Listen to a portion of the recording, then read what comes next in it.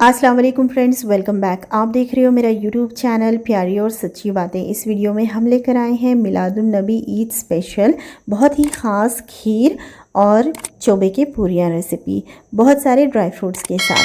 चलिए video start करते हैं बिना हमारा टाइम वेस्ट किए। यहाँ पर हमने ले लिया है कद्दू, इसे कद्दूकस कर लिया है। एक बड़ा कद्दू लेकर मैंने पील ऑफ करके कद्दूकस कर लिया है। साबूदाना भी हम डालेंगे, कद्दू भी डालेंगे इसमें। साबूदाना लिया है 1 कप, मेजरमेंट कप से छोटा कप लिया है और थोड़ा पानी डालकर प्रेशर कुकर का लिड लगा देंगे। एक ही विसल लगाना है हमें, ज़्यादा नहीं लगाना है क्योंकि कद्दू और साबूदाना एक ही विसल में अच्छे से गल जाएंगे।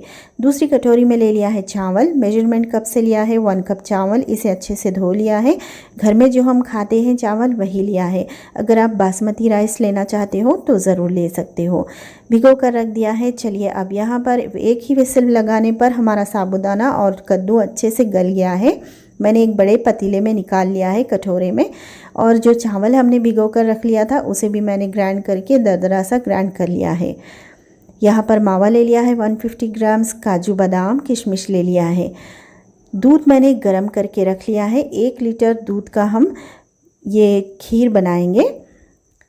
और ड्राई फ्रूट्स जो चाहिए हमें पूरियाँ बनाने के लिए, चोबे के पूरियाँ, वो ये है कि सूखा खोपरा ये मैंने घर पर ही ग्रेट किया है, कद्दूकस कर लिया है। तो ये 2 कप है, मेजरमेंट कप से मैंने ले लिया है 2 कप। और ड्राई फ्रूट्स में हमने ले लिया है काजू बादाम किशमिश। काजू बादाम छोटे छोटे पीसेस में कट कर लिया है। और अगर आप कोई ड्राई फ्रूट्स डालना चाहते हो जैसे अखरोट है, पिस्ता है, आप डाल सकते हो। यहाँ पर शक्कर डालेंगे हम, शुगर मेजरमेंट कप से डालेंगे। 1 कप डाला है मैंने शुगर। अगर आप ज़्यादा खाना पसंद करते हो तो ज़्यादा ऐड कर लीजिए, कम खाना पसंद करते हो तो कम ऐड कर लीजिए। इन सब चीज़ों को अच्छे से मिक्स कर लेंगे, सभी इंग्रेडिएंट्स मिक्स हो जाए अच्छे से। किशमिश मैंने यहाँ पर थोड़े से निकाल लिए हैं खीर में ऐड करने के लिए, बादाम किशमिश और काजू। और एक इंग्रेडिएंट हम ऐड करेंगे वो है चिरौंजी, इसे चारोली भी कहते हैं। 1 बड़ा चम्मच मैंने इसमें डाल दिया है और इसे भी मिक्स कर लेंगे। ये डालने से टेस्ट अच्छा आता है, ज़रूर ऐड करिएगा। ये अच्छे से मिक्स करने के बाद ढककर इसे साइड में रख दीजिए। तो देख सकते हो आप, बहुत ही मज़ेदार ड्राई फ्रूट्स के साथ हमारा ये ड्राई कोकोनट चोबा रेडी है। ढककर इसे साइड में रख दीजिए। अब यहाँ पर हम क्या करेंगे, एक भगोने में 1 बड़ा चम्मच देसी घी डालेंगे। देसी घी में हम खीर बनाएंगे। क्या है, गरम होने के बाद घी, काजू बादाम और किशमिश, इसे थोड़ा सा फ्राई करिए, ज़्यादा मत फ्राई करिएगा। 1 मिनट के लिए लो फ्लेम पर फ्राई करने के बाद इसमें हम ऐड कर देंगे वाटर। वाटर मैंने ऐड किया है यहाँ पे 4 ग्लासेस, क्योंकि हमें चावल जो हमने ग्राइंड कर लिया है वो कुक करना है हमें वाटर में, इसीलिए मैंने 4 ग्लासेस ऑफ वाटर ऐड किया है। चावल अच्छे से हमें पकाना है। जो ग्राइंड करके रख लिया है हमने, दरदरा सा ग्राइंड किया है मैंने।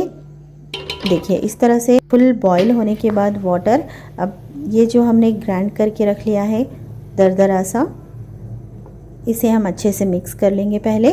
और स्टोव का फ्लेम लो कर दीजिएगा। लो फ्लेम पर ही मिक्स करते हुए पिसा हुआ चावल ऐड करेंगे और इसे मिक्स करते हुए पकाएंगे। अच्छे से इसे मिक्स कर लीजिएगा। देखिए पकने के बाद ये आप देख सकते हो कंसिस्टेंसी ऐसी हो गई है इसकी। और चावल हमारे कुक हो गए हैं, पक गए हैं चावल। अब नेक्स्ट इसमें हम ऐड करेंगे चीनी। शुगर मैंने ऐड किया है 2 कप यहाँ पर, क्योंकि खीर में 2 कप मेजरमेंट ठीक है। अगर आप कम या ज़्यादा खाते हो तो उस हिसाब से आप ऐड कर लीजिएगा। मैंने यहाँ पर खीर में 2 कप ऐड किया है शुगर। अच्छे से मिक्स कर लीजिए। मेल्ट होने तक हमें स्पून चलाते रहना है इसी तरह से, ताकि जो चावल हमने पकाया है वो नीचे ना बैठे। अच्छे से मिक्स करते रहिएगा। शुगर मेल्ट हो गया है हमारा। शुगर मेल्ट होने के बाद अब हम ऐड करेंगे इसमें ये जो कद्दू और साबूदाना हमने प्रेशर कुकर में 1 सीटी यानी 1 विसल लगाकर गला लिया है, वो हम इसमें ऐड कर देंगे। तो यहाँ पर फ्रेंड्स खीर बहुत ख़ास इसलिए है क्योंकि मैंने यहाँ पर 3 इंग्रेडिएंट्स ऐड किए हैं। या तो आप चावल की खीर बनाते हो या साबूदाने की या कद्दू की खीर बनाते हो, लेकिन मैंने इस बार चावल, साबूदाना, कद्दू 3 भी इंग्रेडिएंट्स ऐड करके ये बहुत ही ख़ास खीर बनाई है जो बहुत मज़े की बनती है। अब इसमें ऐड कर दीजिएगा मावा। मावा मैंने 150 ग्राम लिया है और मैं पूरा इसमें ऐड कर दूँगी मावा। अच्छे से मिक्स करके पका लीजिएगा। देखिए सभी इंग्रेडिएंट्स पक गए हैं हमारे। मावा जो हमने ऐड किया है वो भी मिक्स हो गया है। साबूदाना सब मिक्स हो जाने के बाद अब हम लास्ट में ऐड कर देंगे इसमें दूध, जो 1 लीटर हमने गर्म करके साइड में रख लिया था। दूध इसमें ऐड कर दीजिएगा। ऐड करके अच्छे से मिक्स करिए। स्टोव का फ्लेम अब आप बढ़ा सकते हो, फुल पे रख दीजिएगा। स्टोव का फ्लेम फुल पे रख के हम इसे बॉईल होने तक पकाएंगे। लास्ट में मैंने यहाँ पर ऐड कर दिया है रोज़ एसेंस। ये ऑप्शनल है, अगर आपके पास हो तो ज़रूर ऐड करिएगा, बहुत अच्छा फ्लेवर आता है। अब इसे हाई फ्लेम पर हम इसे इस तरह से बॉईल करेंगे। अच्छे से बॉईल हो रही है, खीर हमारी पक गई है, रेडी हो गई। अब हम स्टोव का फ्लेम बंद कर देंगे। अब ये ठंडा होने के बाद खीर हमारी बहुत अच्छे से बन जाएगी, गाढ़ी हो जाएगी। अब जो ये इतना थिक नहीं है, ठंडा होने के बाद बहुत थिक हो जाएगा। चलिए अब हमारा नेक्स्ट स्टेप है आटा भिगोना पूरियाँ बनाने के लिए। यहाँ पर मैंने ले लिया है एक बड़ा कटोरा आटा, तकरीबन ये है आधा किलो। हाफ़ kg मैंने मैदे का आटा लिया है और इसमें बड़ा चम्मच एक देसी घी ऐड कर देंगे। इस तरह से घी ऐड करने से पूरियाँ हमारे नरम और मुलायम बनेंगे, सख्त नहीं बनेंगे। घी ऐड करने से पूरियों के आटे में अच्छे से डालकर इसे मिक्स कर लीजिएगा हाथों की मदद से, और थोड़ा थोड़ा पानी डालकर अब हम यहाँ पर पूरियों का आटा भिगो लेंगे। फ्रेंड्स ये बहुत ही इजी है, टाइम टेकिंग वर्क है, लेकिन ये एक बार बनाएंगे आप तो बहुत 2-3 दिन तक पूरियाँ रखकर आराम से खा सकते हो, ख़राब नहीं होंगे रूम टेम्परेचर पर। और इसे बच्चे बूढ़े सभी खाना पसंद करते हैं। मिलादुन नबी के मौके पर तो सब लोग ये खीर पूरियाँ खाना बहुत पसंद करते हैं। खीर मैंने बहुत ही ख़ास बनाई है, ज़रूर ट्राई करिएगा, उम्मीद करते हैं आपको पसंद आएगी। आटा मैंने गूंद लिया है, थोड़ा सा ऊपर मैं ऑयल डालूँगी। ऑयल डाल के और अच्छे से मसाज करूँगी आटे को, ताकि आटा नरम मुलायम अच्छे से बने और हमारी पूरियाँ बहुत ही ज़बरदस्त बने। देखिए इस तरह से मैंने लगा लिया है।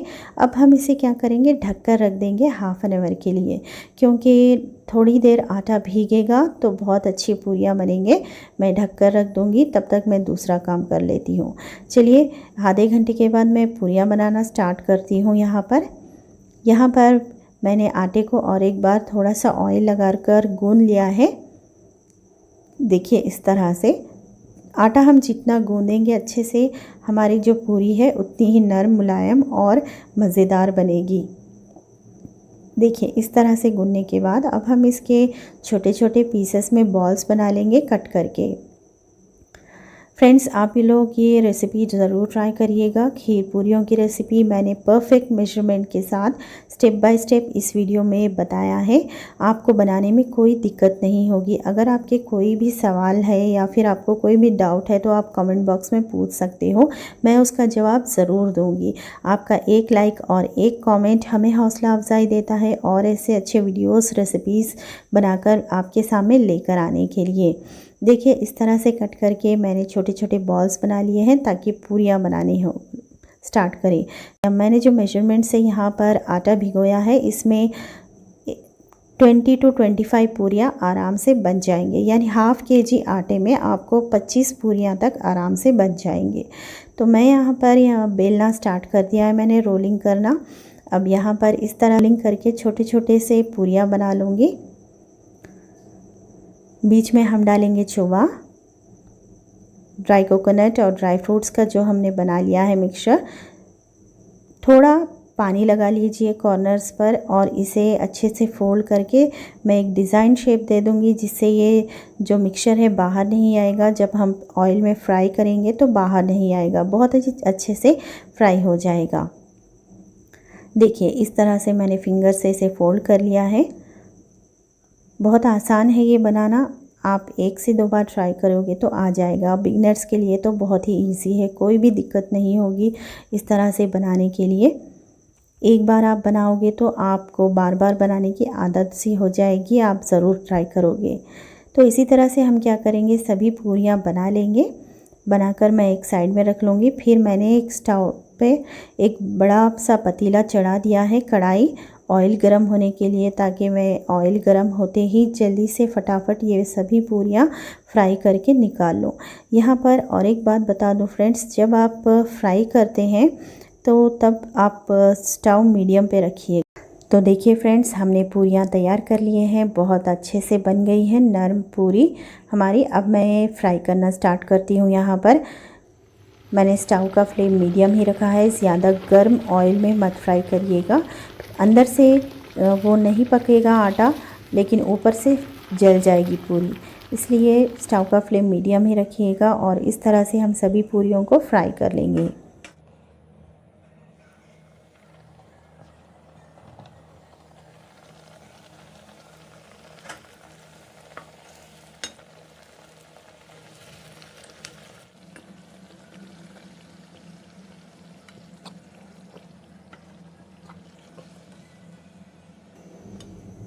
तो देखिएगा फ्रेंड्स, इस तरह से मैंने सभी पूरियों को फ्राई कर लिया है।